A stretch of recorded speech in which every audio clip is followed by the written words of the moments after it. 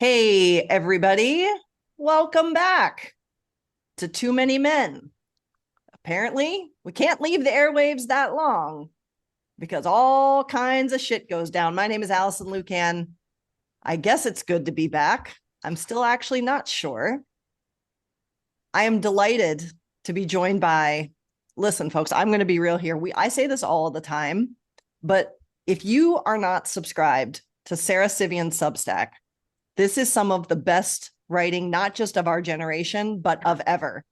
And the piece that she wrote on Sunday night, and granted, it's American women centric, but the piece that she wrote, I think we desperately needed, and we didn't know how much we needed it when she wrote it.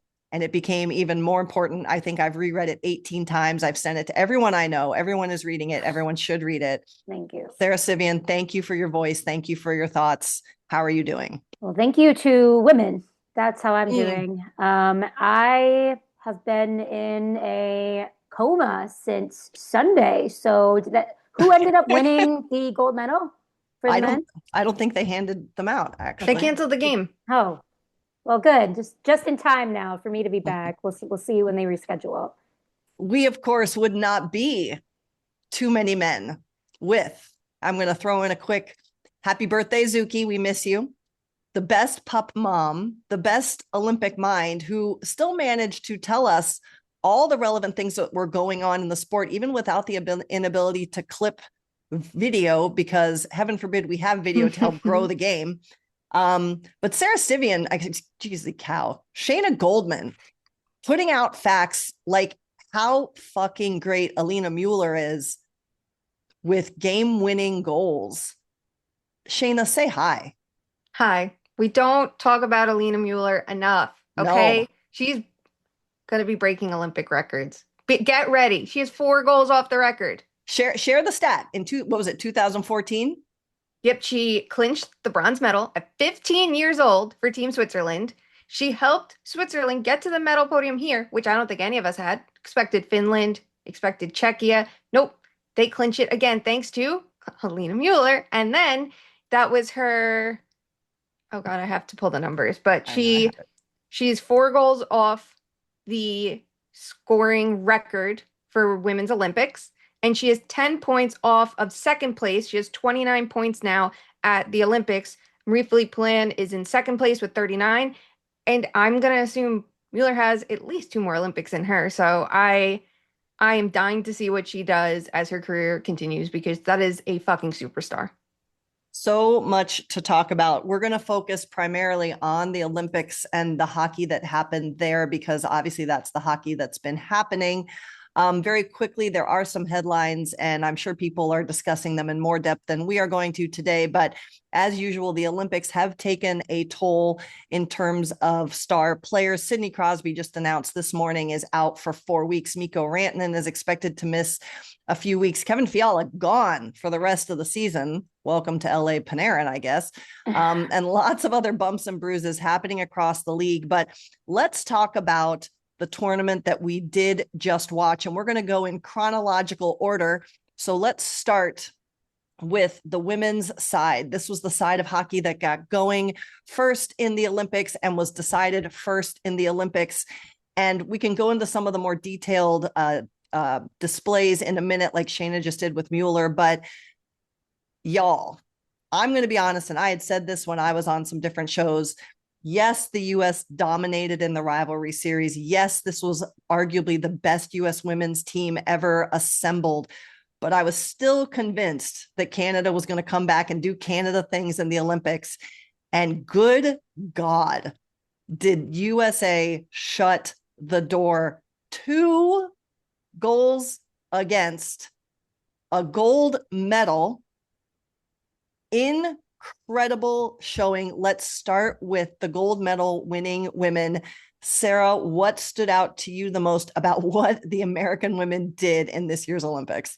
I think it stands out to me just how truly important, revolutionary, and iconic Hilary Knight is because I knew she was going to do that. And you can't know somebody's going to do that, but I knew she was not leaving that game without that goal on her stick, like that goal that puts her in U.S. women's national team infamy with now, or not in, just FUMmy, I guess not infamy because it's not infamous, but like now she is the record holder for points and goals with that. And more importantly, she tied it up with what, 2:04 minutes left. That was just one of the most insane things I've ever seen. And just the passing of the torch and how excited she had been on our podcast talking about Layla Edwards. And she didn't want to let Edwards and this was a young group, down, but she still, the veterans emerged.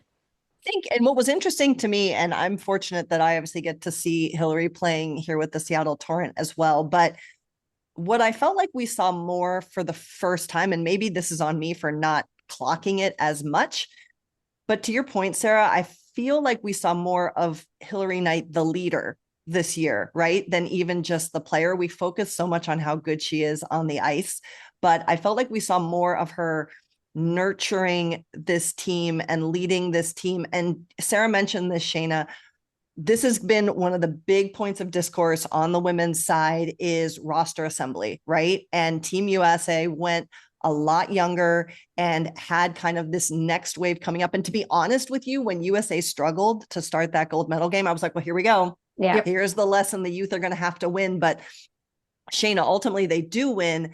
The youth comes up huge. Talk about some of the standouts we saw. Sarah already mentioned Layla Edwards, KK Harvey, Hannah Murphy, just incredible next steps being taken by some of the younger athletes on this group. Talk about what you saw. Yeah. Well, on Night Quick and the leadership element of it all too, I think the fact that she had the tying goal like adds to it because she's someone who does lead by example. And here it is, you need to come up big in this moment. But I'm so with you on literally everything you said because I did not care how dominant they were in the rivalry series. I do not care how dominant they were in that preliminary game because one, they had to work without Marie-Philippe Poulin literally the next day. It was a back-to-back after she was injured against Czechia. So they had no time to practice without her. And then the coaching, they put Blair Turnbull as their 1C, and the LaRock Fost pairing was such an issue. And we even saw Claire Thompson, get exposed. It was everything wrong. And it just felt like they made all of the right adjustments for the gold medal game. They figured out ways to have their sticks in the right position all the time. It felt like they were breaking up so many entries. And so they didn't have to get into the puck races that they were losing in that preliminary game. But it was that big, it looks like they've been there before versus the high pressure intensity that, some of the players weren't connecting on their passes. There was a lot of blind passing, and that's what you saw. But it shouldn't erase of what all the young guns did to that point, right? And obviously the most noticeable, Caroline Harvey, tournament MVP in my book. Obviously, like she was everything and more. We knew she could be this. She was not played enough in 2022. And she was under 10 minutes in the gold medal game last time around, and she was incredibly dynamic. But Hannah Bilka, I think, deserves a ton of credit because they start with this all Torrent line, which makes a lot of sense, right? You're in a tournament setting. So sometimes those common links that already have and that chemistry. line started in the rivalry series too, right? Like Right. On the P-Dub side, we were calling it the Olympic line because we saw it in the rivalry series too. Yeah. So you have Carpenter, Knight, and Bilka starting, and it felt like that second line wasn't going enough. And this is where you really saw, this next wave take over because it was Bilka, it was Heisey, it was Murphy. I think Taylor Heisey is an incredible playmaker, but sometimes she needs to shoot the puck more, and giving her playmakers like Bilka, like Murphy, they could do everything. It was 3 dual threats it became. It was just an incredible line. And you saw the Janikis of the world getting their moment. Kirsten Joy Dunn. Dunn. She was great. So good. We love the Dunn family. How many Dunns are there, Shayna? A million, honestly. She jumped up to that top line too. And it's like, here it is with Knight. You're playing with Knight in these big moments. And Layla Edwards gets redemption after a mistake in that gold medal game. I think that was huge for her. This is someone who is not a defender, and she's playing defense in this tournament. So we saw so much, and it was just like the right blend. And I think we look at USA and go, the future is real. It's here. It's now. And I'm very curious now what Canada does to counter that, because it felt like they were in totally different positions 4 years ago. And you mentioned Taylor Heisey. Like, can we discuss? I was, again, talk about my frustration with the inability to clip these games because this is how you build momentum for this sport. I was on a frickin' mission until they finally put out a clip that included the Taylor Heisey pass to Megan Keller for the golden goal. That pass was insane. Discuss. So good. Behind the net, the stretch pass, she saw the ice so well. Like, we're seeing Taylor Heisey at her best. I feel like she was the player I wanted to see have her moment, because I kept going like, oh, that's a really good scoring chance, or oh, that's a really good pass, but like it didn't connect as much, and it was like there it is. It was perfect. I love that it was Keller, because we're hyping up Harvey, rightfully so. We're hyping up Edwards, rightfully so. Oh, Megan Keller's like the best defender in the PWHL this season. Like, we're seeing the best goalies of the PWHL. We're seeing Anne Renee Dabian look like Anne Renee Dabian after, a tough go against USA earlier. She was incredible. Shocker. She was 4 years ago, too. She has been all the way in between for Montreal. And Erin Frankel, amazing. Two of the best goalies in the world right there. But Megan Keller, I mean, that was such a moment. It was incredible. Yeah, it was just a sick move. And we talk about the Americans rightly, but Canada wasn't going away quietly. In our text chat, all three of us were a mess. We were convinced that the US was going to get owned by Canada. And Sara, I think a lot of that, Marie-Philippe Poulin does return. She went out after that injury from Kalti versus the Czechs earlier in the tournament, but MPP comes back, obviously not at 100%, but her wife, Laura Stacey, says, fuck that noise, then I'm going to be the MVP. Laura Stacey leveled up in a way that was just insane. How impressive was what Stacey did for Team Canada in that gold medal match? I mean, the speed and the hustle were crazy, especially when you think about the shorthanded goal, the play there that was the only way to realistically beat Frankel. You know what I mean? She had been one of the best goaltenders in international performance ever. And it was just like, you have to catch her off guard. You have to catch the defense off guard. And of course, it was the one moment after Team USA, like, not to discredit what Team Canada did, right? But it's like, this game is about exposing each other's shortcomings or any of errors that happen to happen. You know what I mean? It was just kind of about like, how can you capitalize on a minuscule error? So I think Team USA had a moment to breathe, and being able to just rush down in that odd man rush, and then just like the overall impact of, there was a lack of Team USA being able to set up in their own end, and just kind of that happened with offense too. Just like the way these women were able to transition was awesome, especially with the smaller rink. Yeah. The rink did look wild, like particularly when you looked at the face-off circle, as so close it was to the blue lines. Insane. But also, like, the gap around the rink was so glaring, and I get it, like, you need to be able to like wheel around it and everything like that, but like there was so much space between the rink and the standings, and I'm like, you couldn't have filled it in. Heaven forbid. Heaven forbid. Yeah. And also, like, let's talk about the fact, like, the women are just living their best lives online. Megan Thee Stallion with Layla Edwards is peak content. Snoop Dogg with the women, peak content. Like, this is what we've all said for years. Like, covering the women is just so refreshing. And I just love that they're taking us in. And this was also too part of what informed the Hilary Knight of it all on the leadership side too. You saw like, and how emotional Hilary Knight was when she was told she was going to be the flag bearer for US. Like, just amazing stuff. But let's talk about the other team to win a medal. We already discussed Alina Mueller, but outstanding too. And this is a player I covered back when she was at Ohio State, but Andrea Brandley, the goaltender for Switzerland, leaves Ohio State a little bit unceremoniously, does have one more year in North America, has been playing in Europe, and now has kind of been quietly one to watch to see if she comes to the PW. I'm curious to finally hear the full fleshed out version of her journey if she does come back to North America. But how outstanding was Brandley in net, Shayna? Oh my God, she was amazing. Every game, she was amazing. Listen, we know that there's a gap between USA, Canada, and the rest of the world, but that gap is shrinking, and Brandley is a big reason why her and Mueller and, Team Switzerland coming up the ranks and being right there. And I think we saw a ton of growth from Sweden, who, don't forget, all of their funding was cut. They had to rebuild this entire program. You're seeing all of this growth around the world to tighten the competition. And I think Brandley is a staple for Team Switzerland. She was their backbone. She's facing 40 shots and just playing out of her mind. I really do hope she comes to the PWHL selfishly because, rightfully we're talking about like Abby Murphy, the elite shitster, not Abby Kachuk. I'm not even, don't even get me fucking started on that one. But like, we're seeing that. We're seeing Harvey. We're seeing all these top, future top 5 picks. A team that gets Brantley is getting a goalie of the present, a goalie of the future. She could be a starter in year 1. And this is a league with some of the best goalies in the world. Any team would be lucky to have her. Yeah, she burst I remember writing about her because like she burst onto the scene at Ohio State too. It was the same thing, just like freaking lights out, incredible, just an outstanding goaltender. Congratulations to them for winning that medal. We do seem to understand that apparently the Canada broadcast was really good, but I really would have hoped. And I thought that AJ Malesko had a couple times of kind of course correcting, bringing back the narratives to the actual athletes playing the game. Are you a woman? Sorry.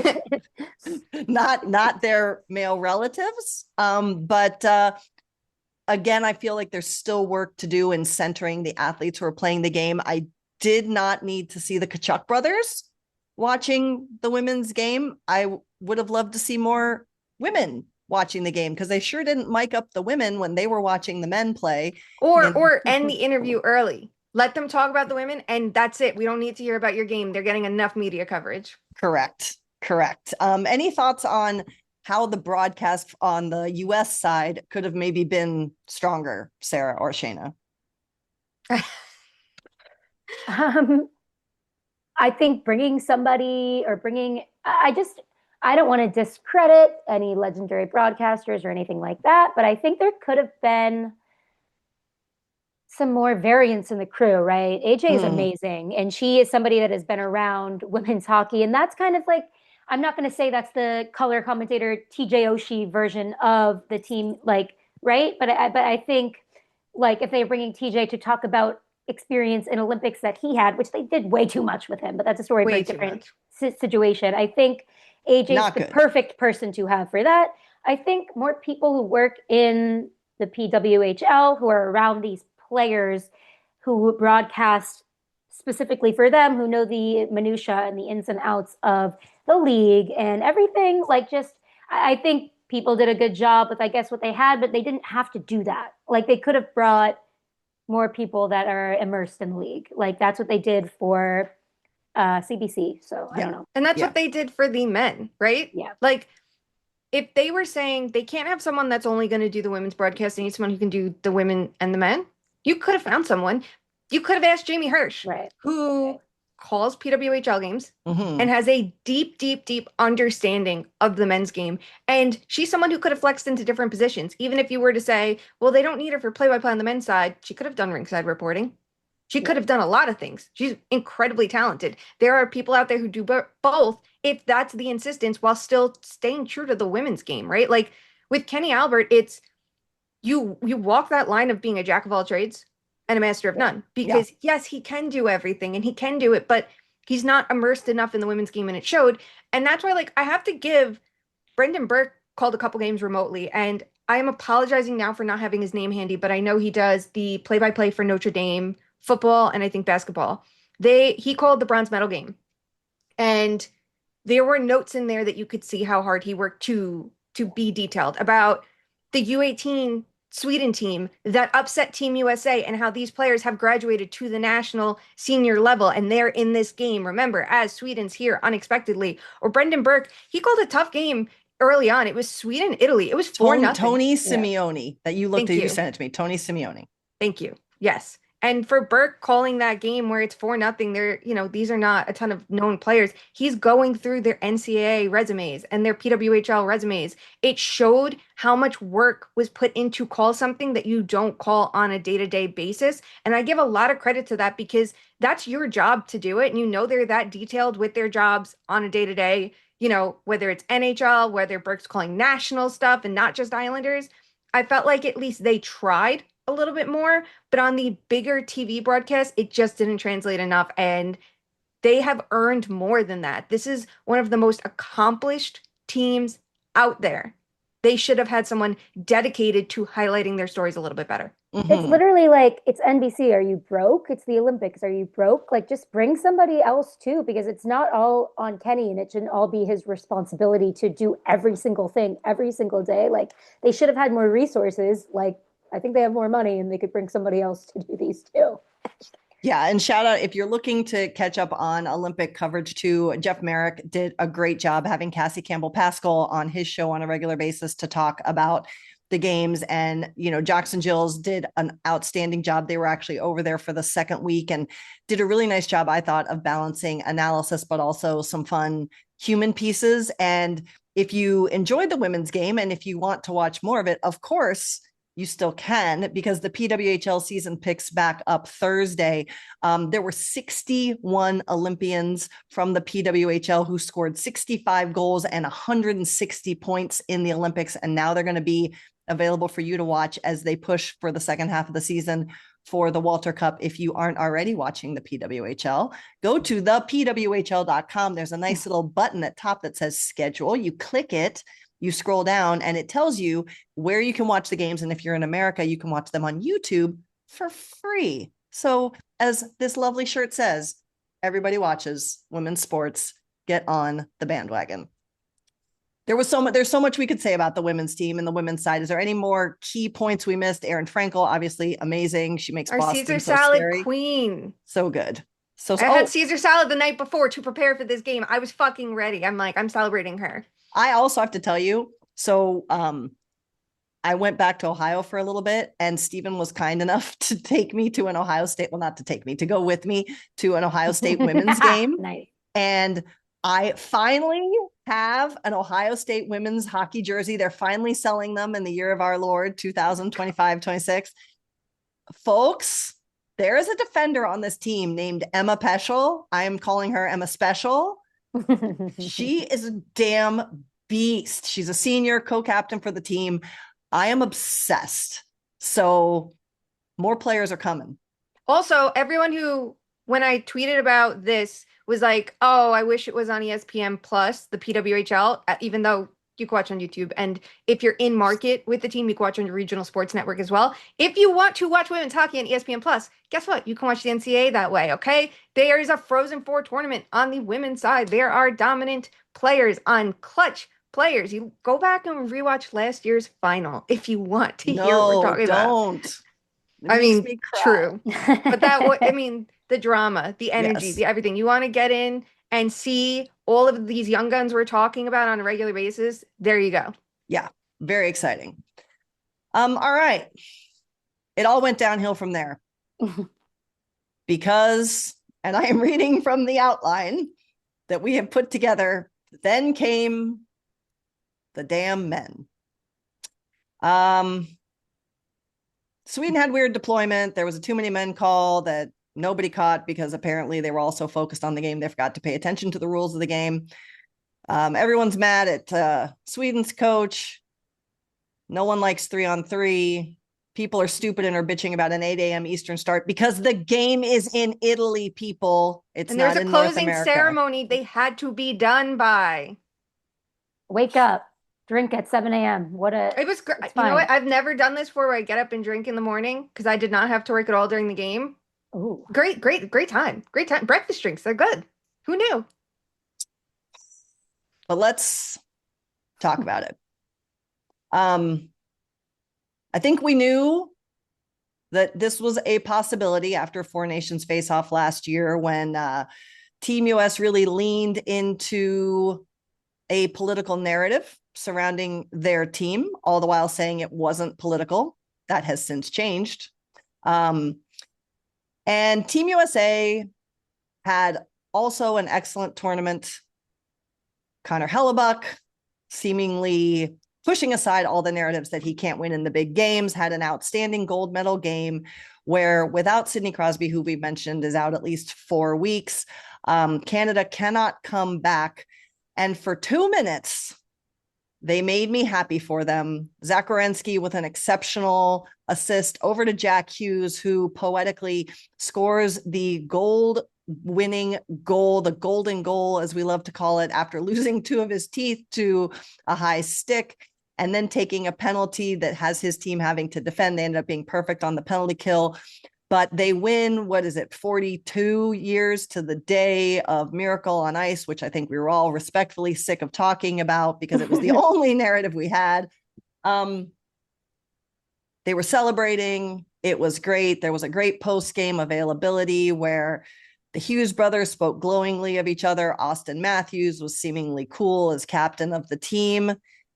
And then the Gaudreau kids were on the ice, which was special. It was baby Johnny's birthday. And also, let's listen. And we've discussed this, and I just want to be clear. First of all, the two children on the ice were not both boys. Zach Werenski was holding Noah, who is their daughter.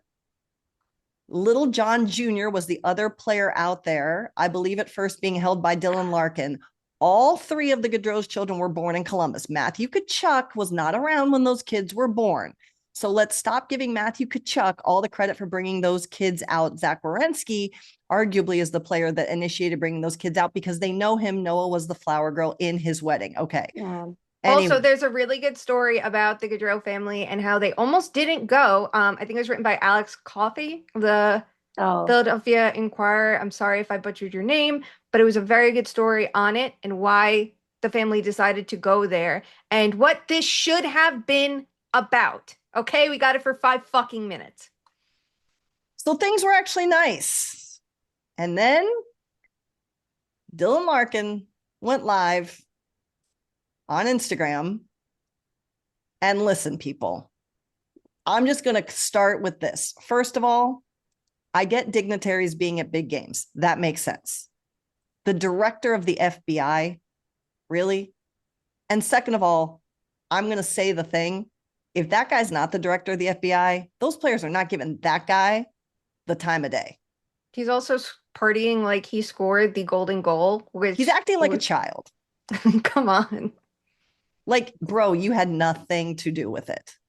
So Jon Stewart said he's a Make-A-Wish adult. That's what he looked like. And it's getting to Jon Stewart now. So that's where we're at. So from there, and this is what we're going to dive into from there. And again, this is not abnormal, but the president of the United States made a call to the team in the locker room, congratulating them, and proceeded to make a joke about having to bring the women's team also. And apparently, Sarah, you were saying before we hit record, we're at Zapruder film levels with this now of who was in the room, who said what. But it's pretty gross. And we're going to talk about it, but I'm going to be really honest and say maybe it was the fact that we were on a break and so I wasn't in the midst of the grind, but I think this is the angriest I've been at this game since the Chicago Blackhawks scandal. It's really, really hard to think about being in this space with a bunch of people who think you're lesser than and a joke. And there's a lot to dissect here. There's a lot that was done, is being done. But these athletes have made a joke of a woman, of a group of women. And listen, I'm going to say this. We've all been in places where it's hard to speak up. That's real. And I really, really recommend that you read, what is it? We Breed Lions. Yeah. It's really good. Excellent. And really takes you inside a lot of the psychology of how we got here. It's hard to speak up, but it's not hard to realize after the fact that you should have. And it's also really not hard to say, I'm sorry. And I haven't heard that yet. I've heard a lot of explanations. I've heard people now flat out saying it's bigger than the game of hockey. We've got players wearing hats that represent the most divisive, I'm not even going to use the word politician, individual's slogan in history. You're attending a political event. You didn't just visit the White House. You attended the State of the Union, which is a political rally for anybody who's in that office. I don't care who. It's a lot. Sarah, where do you want to start? I think I want to start at how proud I am for women for not being gaslit about the severity of the joke. I think we all know at this point it's a joke. It's not funny. And I think we are at a breaking point and we're sick of the joke, no matter how unserious it was. We know that complacency around these jokes is exactly how we got led to this situation with this FBI man in the Team USA locker room doing a political grift in the first place, using them as political pawns. But I want to start with the fact that women are just sick of this. They are sick. What's disappointing me more in this Trump presidency is not the overt racist, the overt sexist, the overt misogynist. We know them. They're very clear on their stances. It's the amount of men in our lives that force us, put us in a hard spot, that do not care or do not care. And like the thing is, I understand, right? I understand hearing that joke. And there are two men, one of them tried to start a 2 for 2 chant. That I appreciate that, right? And I appreciate the men saying like the women's team was awesome. There's two men that did that, but then kind of stood down when they realized that this was actually a joke. They thought Trump was being serious. And then when they realized it was a sarcastic joke, they either laughed or said nothing. And it's just women are sick of men getting away with laughing and saying nothing. And then we have to take care of their mental health. We have to sit around while they're shooting up schools, right? Like we have to take the consequences of that and smile and coddle them. We are done coddling them. We are done laughing along with the joke. We are done. We are allowed to have a reaction. Then Jack Hughes says, everyone's making this political. No, you are the one that did this. And maybe you didn't know that, but we're sick of having to explain it to you, right? We're done. We're exhausted and we don't want to just sit here and watch you sit there. And the worst part is they say, oh, no, we're friends with the women. Yeah, you are friends with the women to their faces. You disrespect the women behind their backs. Yep. That's literally like before even getting into the whole let's not be political bullshit of it all. Like just focusing on that. You can't come out publicly and support the women and then privately, the second you don't think you're being recorded, laugh and cackle at it. And even if you're doing it in the moment because they're drunk, because they're stupid, everyone wants to make excuses. They're 24. They're fucking adults. This is not a team of 16-year-olds, okay? These are full-fledged adults. Even if they laughed in the moment because they're drunk. Who carefully curate their image. Let's be very clear. Yes. Yeah. You don't have to then go to the White House afterwards. That would have been a sign of support. Doing something with the women after that and just apologizing. Not sorry if we offended the women for laughing at this. It's I'm sorry if we belittled their accomplishments when not for nothing. The women's team is here year in and year out against one of the greatest Canadian teams in the world, winning a gold medal, a massive accomplishment. Sure, it was not the first time in 42 years that they did it, but they have been dominant because they do it more frequently. Exactly. And they do it at the World Championship. They are here all of the time showing the world what a force they are. Had a dominant tournament. To be belittled in that moment of, I guess they can come too. That's not what they've earned. They've earned the same, if not more, praise for what they like continue to do year in and year out. And it just makes me nuts that it's the men, and we hear this a lot, right? USA Hockey, what a brotherhood it is. What a brotherhood it is. Does that not extend past that one locker room? Because to me, it should include the women's hockey team or, for fuck's sake, the rest of the American Olympians, some of who are also getting punched down by the president. Like, go look at what happened with Hunter Hess a couple weeks ago, the skier. There's been so much of this. And instead of, you don't want to speak up in the moment to the president of the United States on the phone, you don't have to then bootlick the person that is belittling your Olympic brothers and Olympic sisters that you supposedly care about in front of a camera. Shayna, to your exact point there, they are bootlicking, and Trump is doing this to specifically this team because they can be used as political pawns, and it's embarrassing. That's what's an underrated thing that no one's talking about is how embarrassing it is for this team to be used like this. Like the reason why, there are several reasons why I think Trump specifically has taken this team under his wing. First of all, because Bill Guerin has been friends with Kash Patel, right? This is how this happens. The Four Nations stuff and this with that. Yes, this is how he was let into the locker room in the first place. And that's a whole other issue, right? If the GM of your team is letting this guy in, he's willingly like letting you guys go under the bus, right? Like he's just inviting this narrative. So that's on Bill Guerin completely. Second, I mean, somebody could have stepped up, but you know what I mean. Second of all, the fact that let's think about the context here politically, which I know these men don't, but it's so embarrassing that they're going to look back in history and this is what's going to be happening. Trump is using these guys because they just beat Canada. Canada, the tariffs, the 51st state. That's why he's friends with Wayne Gretzky. That's why he is specifically targeting this hockey team. He has not asked any other team or any other gold medalist to go to the State of the Union. The State of the Union was that day. And that, like, literally, nobody else was invited to it. I understand maybe later there will be other athletes that are welcomed into the White House for a different ceremony, but it was the State of the Union where he specifically discussed tariffs, right? He wanted people to look like also that he was getting cheered on by this team. And USA did a great job of cheering Trump on, and that's going to be in the history books forever. And they're being used as a political pawn. So just want to point that out. They were used the same way at Four Nations, right? It was a talking point for Trump to belittle Trudeau at the time as one of their governors of the 51st state during Four Nations. And then people whined why the national anthems were booed. They were used here. And this is the thing, too. Alison, you said it before. This was not them just going to the White House. I understand when you win as a team, especially now representing the United States. And I understand there are players who are proud to represent their country, even with everything going on, right? Even if you can set that aside and compartmentalize it.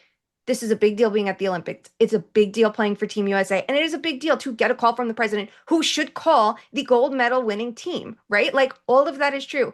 If you were invited to the White House, I personally wouldn't be, but I understand why some would say just the idea of going as an Olympic athlete for Team USA with the gold medal to the White House, which is something you don't get to do every day, is a big deal.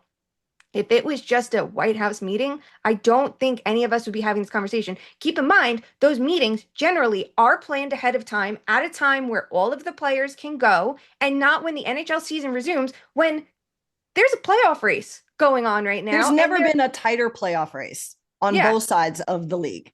And we have players literally missing games. Yep. To go not just to the White House, to the State of the Union, where they were brought out to be cheered for. They didn't even have fucking seats. And it took over what else was going on at the State of the Union. Who else was there? What else is going on in the world? It's constantly using these players as a distraction because America keeps on winning. Look, here are the men that won that are supporting them. This is not your standard White House visit. There is a difference between what is going on now and that. And I cannot drill that point home enough. And Kash Patel used this as a work expense, he said, and everyone's saying he actually didn't. No, he actually did. This is like a trip to get propaganda for the White House. So that was his work trip. And I want to there's so much to unpack here, and it is so societal, and it is, yes, political. Welcome to the year 2026.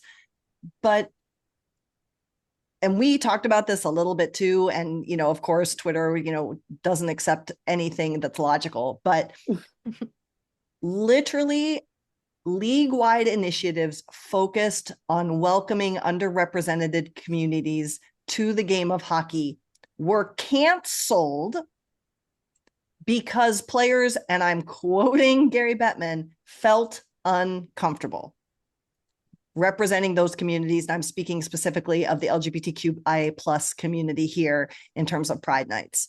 Uncomfortable. So they're not uncomfortable with this. And they're not, this is not a distraction. All of that was a distraction. And Gary Bettman has said this as recently as when he was in DC, the weekend of the Caps Pride game and the takeover tour by the PWHL. And we can push all of those kind of efforts aside because we don't want our players to be distracted, but this is fine.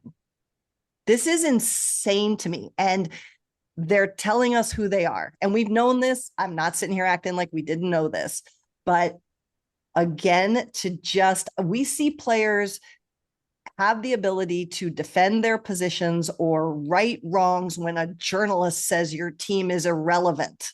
or when someone says that your city isn't a good city to play in. Players come out and speak out against that. But again, we can't, again, like I said, I have space for you're in that moment. It's uncomfortable to stand up and say, that's not funny. I get that. I really, really, really do. I have space for that. I understand that when it's the president on the phone and maybe your GM's there, and depending on how you feel about your position and things, you're just going to sit there. But for not one of these athletes to come out and say, we're sorry, tells us exactly where they are. And Sarah, you said this about, there's players who did not go on this trip. There were 5, and there were 3 that while they went on the trip did not stay for the State of the Union address last night.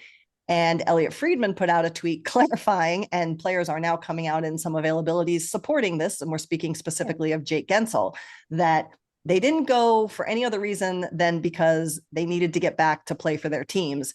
And Elliot Friedman alluded to that. He said, just because these players aren't there doesn't mean they don't want to go. And Sarah, you quote tweeted that and said, I'd rather know that.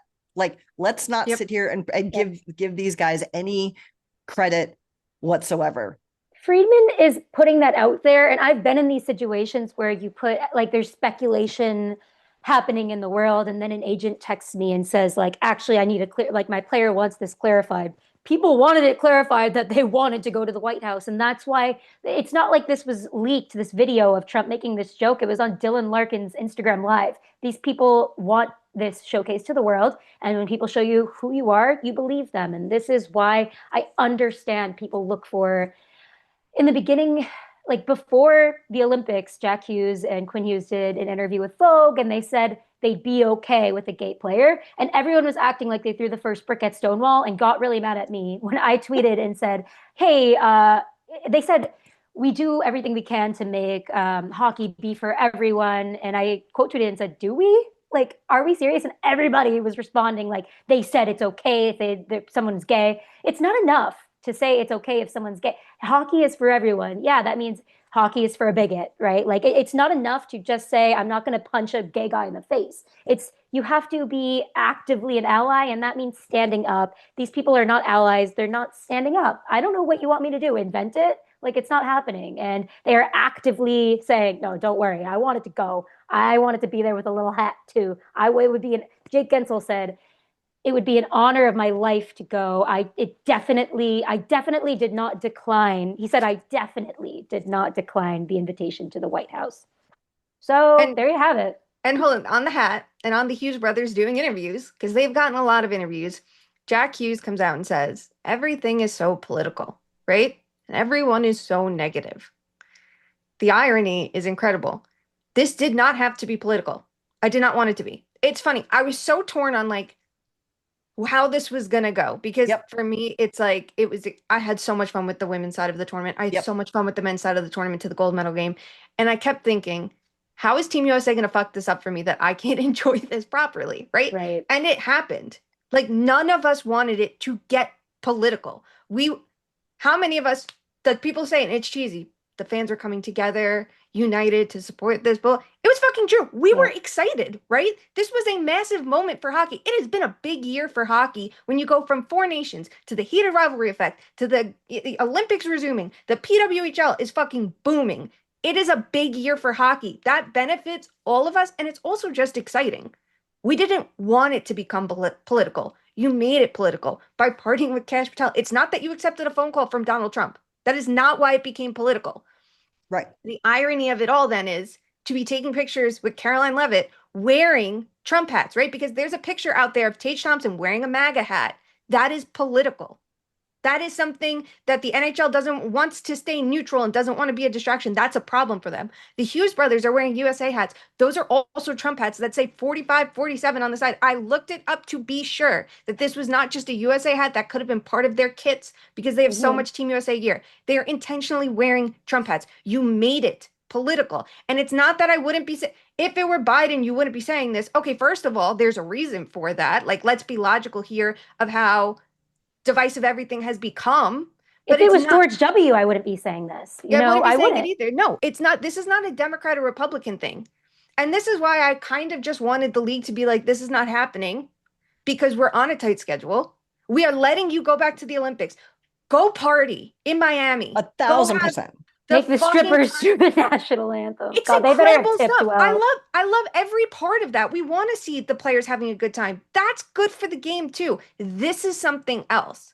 So don't complain that everything is so political and then make it political. Okay, these are the consequences of your actions. None of this had to happen. Literally, you could have just had an impromptu White House meeting. Again, would have been somewhat controversial, but you could have just done that and said, listen, this is the honor of our lifetimes, and we're going to do it now as a team before we focus back on NHL hockey. And I think it could have been handled differently, but it wasn't. The way it was handled, every single step of the way led to this point.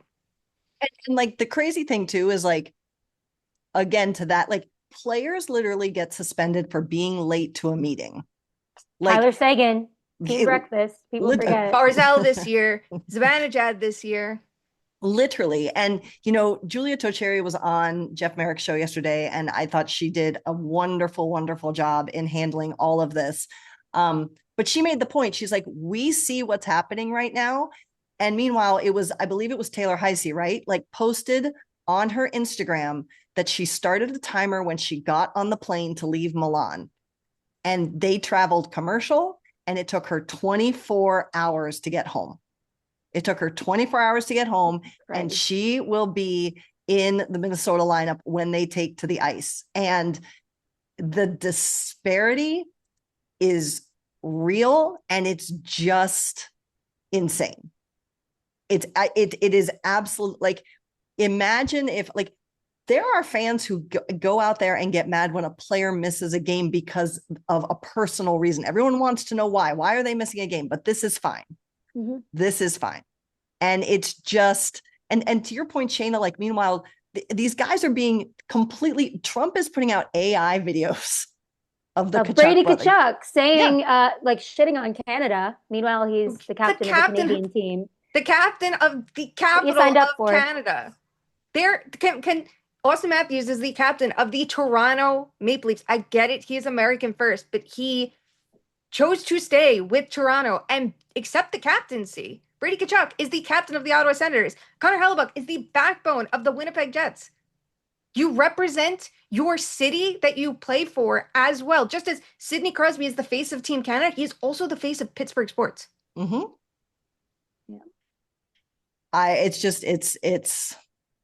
It's absolutely crazy. And at the same time, I want to say, like, I am so impressed. Haley Skamura was on with Merrick on his other show as well. There have been plenty of women and people within the women's side of this game who are brilliantly making sure that their stance is known.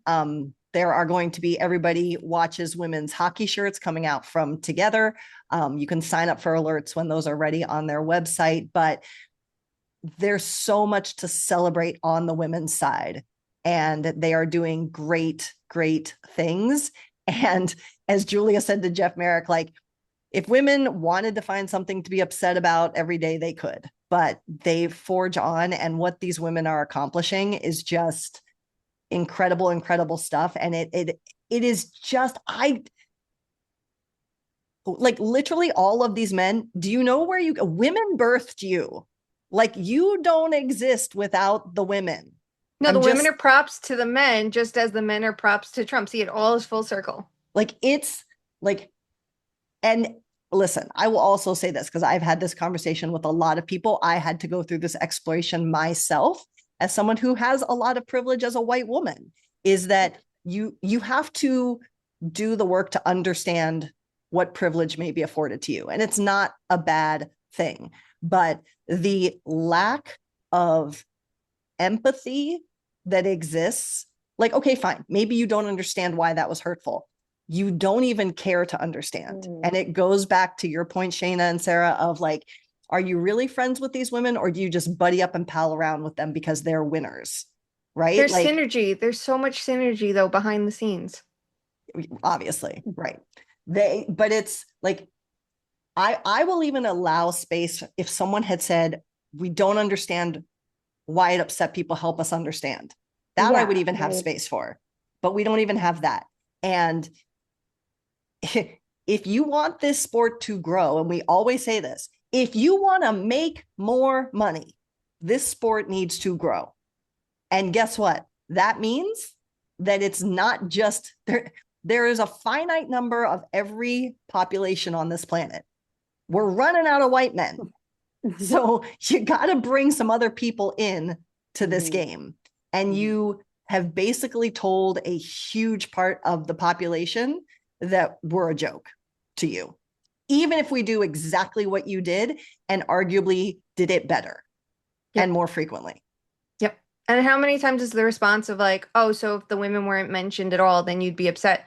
No, if you're going to punch them down, don't even talk about them. Don't talk about them because they're just fine without your approval. I don't think Team USA needs a pat on the fucking back from the men's team or from the president in this phone call. Should the president have called the women's team? And this is the other thing too. I forget where it was. I think it was in an article on The Athletic by Sean Gentili. It said something about they were asked if the president called the women's team and they wouldn't respond, which tells if you did, you would just say yes, right? Like it's not that difficult. So if you don't want to call both sides and you don't want to, then you're contributing to it, but you don't need to punch them down in the process. And then you don't need to support someone that did punch them down. Like it really doesn't need to be that difficult. And I want to make a very important point too, because I apologize because I did clock out of society for a period during this break. And I also got quite sick. So I was also clocked out. So I cannot name all of these athletes. And for that, I apologize. But for those of you who want to come after us and say, oh, you hate the US, then why don't you just move, da, da, da, da, da. And I've said this on the show before. I actually am excessively proud of the founding principles and what America was supposed to be about. And that's why I get so angry. And I look at how many, to your point earlier, how many athletes are proud to play for their country and have put in so much work. And I thought there were many who did a brilliant job of expressing that pride and love for their country, but also challenging it to be better and challenging actions that are happening in this country right now that are not aligned with what the principle of America is supposed to be about. So this is not an anti-US rant or whatever you want to call it, but this is, you can love this country and want it to be better. And there were people who expressed that, and that is supposed to be okay. That is supposed to be okay in at least this country. At least it used to be okay. I don't know. You're being too logical. Yeah, I like to your point. Yeah, too logical. Alison Lucan is the most logical, and she's saying this, so please listen to her. But I also want to say there's a lot of talk from NHL insiders and even Ottawa reporters saying, if you don't like this, you're not blah, blah, blah. If you don't like this, you're not blah, blah, blah. Why are you telling me what I am and what I'm not? They're allowed. I think America is. They're allowed to go. They're allowed to do this. I'm allowed to have a reaction. And that's the beauty of America, right? 100%. Again, too logical. And then the other part of it too is we hear everyone say, oh, stick to sports, keep politics out of sports. First of all, very difficult to on the Olympic stage. It's an international tournament. It's countries 100%. Versus countries. But you can't have it both ways. You can't have it that we're not allowed to discuss politics as it affects players kneeling for the fucking national anthem and how it disrespects the flag or anything of that. Like, we've heard this forever. Stick to sports. Don't talk about this stuff. Don't talk about pride jerseys. And I get it. Listen, what's going on now is different from just pride jerseys. It's apples and oranges. I totally get that. But you can't have it that it's stick to sports. Don't bring politics into sports unless it's my politics. The players could have just taken a more neutral stance. The phone call happens. It's over. And that's it. Focus on what just happened. Instead, this is no longer about the hockey. It is no longer about the fact that we had an incredible fucking tournament where we saw players around the world thrive. It is no longer about the fact that USA climbed the hill that they couldn't climb for so long.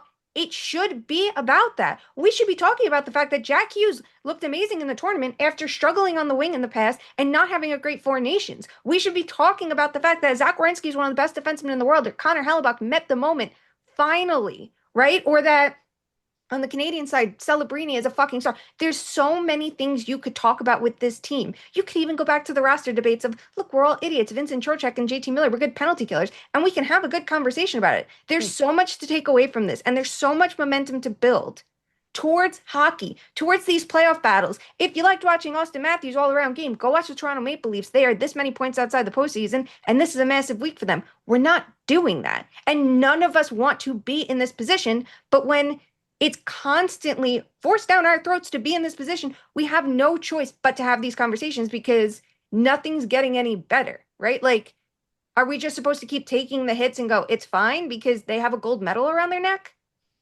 Well, no, Sean Hannity has a gold medal around his neck now. Shayna, and Trump has a medal around his neck. But no one can touch the Stanley Cup. It's the athletes who have participated in this, just like the athletes that I just cited who said that they aren't okay with what's happening in their countries, or even people who are protesting other things that are happening in Ukraine, like those athletes did. When you do that, you welcome the political conversation, whether people agree with it or not, like you said, Sarah. And these athletes have now welcomed the political conversation, and they have said things like, this is bigger than hockey. So now it's all fair game. And we can ask you about your forecheck, and we can ask you why you laugh at women, because you've opened that door. And that's where we're at, because you can think whatever you want to think, like you said, Sarah, but you have to be ready. You reap what you sow. And I'm not going to give the courtesy of saying this person's name, but if you're going to come out and put out a stance, at least be freaking logical, and don't put out a tweet that says, if you can't be happy for USA, something's wrong with you, when in fact, the president they all just went to visit is punching down on other Olympians from his country who won gold just because they don't agree with him. So you're talking to yourself, you're chasing your tail. The call's coming from inside the house. Like, it is, like I said, I don't know why. I know it's not the first time this kind of thing has happened. It's not going to be the last. I'm not that naive, but there's something about this that is really challenging me to support the men's game right now. Mm-hmm. Yep. It's just a mess. It honestly is just such a mess. And you know, it's tough now because, like, obviously someone like Gary Bettman's going to be asked about that, and like he can't change his stance that he had before. But like, I really wonder what would have happened, because he can't just come out and be like, well, the players are in the wrong. It's never going to happen. What he says publicly is never going to be what he says privately. Like, he's not an idiot. This is a lawyer. He knows exactly what he's doing. But I do wonder now, like, what happens with future Olympic participation of like more stringent. Think of like the All-Star break. If you purposely miss the All-Star game because you don't want to participate, you don't get to play in the games when play resumes. If you miss games here, and it's not just due to travel, because you could have traveled back sooner to be with your team in a very important time of year, like, what happens then? And I'm not sure the NHL would ever actually do anything about it, but like, the league is not gung-ho about going to the Olympics for good reason. Look how many people got hurt significantly. Yeah, if you're the LA Kings and you just traded for Panarin, dude. Instead of, we saw the Stars, right, and the Avs wait to make moves because they had so many Olympians there. Who's to say what would have happened and what they would have needed their assets for? Like, you can't share the video. You can't take the momentum as well as you would, could, or should and turn it into NHL success. And in, years past, there hasn't been a massive bump for the NHL after these tournaments, and some of it is self-inflicted, but also there's so many rules around it. I do wonder, like, will we see anything change the next time around of like, hey, you have to come back and participate if you're healthy enough, right? Like, there's a tight turnaround for a reason. It's the most important time of year we're gearing up for. The trade deadline is literally less than 2 weeks away. It's all tough for something that the league doesn't want in the first place. So it just adds to the situation, and yet I don't think anything will change enough. And honestly, if this were Canada, that goal is not just gloating, but was going to do this instead of going back to their teams, Americans would be up in arms. Oh, yeah. Well, and also Trump would probably be shitting on the team for not winning. I mean, that's because this is what he does. But I want to put a really fine point on what you said, Shayna, which is, we talked about the hypocrisy of not having distractions. Like, this is a league that has rules about not missing games and not missing practices. And yet this is fine. Meetings, not even practices. Yeah. Meetings. Yeah. If you're late. So it's supposed to be team overall, but now it's not. And go ahead. Just at the end of the day, I think what they mean by brotherhood is they protect each other more than they protect the sanctity of the sport, their wives, their anybody else on the outside. And that means plenty of people on this team could have disagreed with the joke, but they'd rather protect the one or two loud, obnoxious people than speak up. And that's what's frustrating about this entire administration and the past few years of being a woman in America. Indeed. Anything else we want to say? I mean, congrats to the women's team for what they did. Huge accomplishment. It should be said out there. And I hope that they have a fucking blast if they choose to party with Flava Flav, who is doing. It's the better party, and regardless of who the president is, and I'm dead serious, that's the better party. I literally don't care if it's Obama in office. I'd be like, that's fun in Vegas, and the way he's opening the door to not just the women's hockey team. It's like, oh, if you're an Olympian and you want to fucking party, like, let's rip. Hell yeah, that's fun. That is fun. Someone who has put up or shut up for so many different women's teams before and has that enthusiasm and has that energy to celebrate them, which is what they've earned. They don't deserve it. They earn that. I hope that all works out. Sarah, any other closing thoughts? I think that's it. Again, I'll just reemphasize, if you haven't already, Zoom. If you haven't already, no one needs that. Check out We Breed Lions by Rick Westhead. It was part of my break reading, and I think it may not make you feel better, but it's going to be very informative. And again, we're not looking to change the world here. We're realists, but a little humanity and a little empathy, and a lot less hypocrisy can go a long way. We're on social, where. Ironically, we're called Too Many Men because that's a thing. Check out our merch. Shayna might have some new stuff coming. We'll see. She surprised us last time. 2_much_man on YouTube, on Twitter, on Instagram, 2-much-man on Blue Sky. Hockey's back. Men's side and women's side games pick up. Follow what you want to follow. Take care of yourselves.